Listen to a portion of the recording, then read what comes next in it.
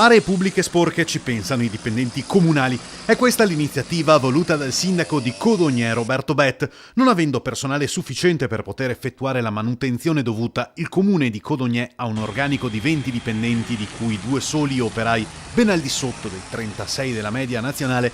Ha pensato di chiedere aiuto ai dipendenti stessi, impiegati compresi, che molto volentieri hanno accettato la proposta del primo cittadino di scendere in strada e ripulire le aiuole di fronte al municipio e nell'area della Mutera.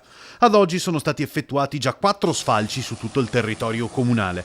I dipendenti che si sono offerti volontari hanno cominciato verso le 8 e a mezzogiorno hanno terminato la loro missione, quella di riportare il centro del paese all'ordine e alla pulizia.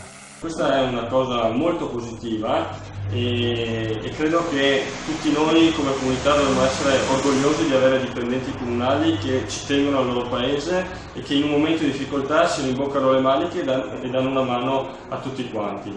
Questa potrebbe essere anche un'iniziativa da riproporre in altri comuni.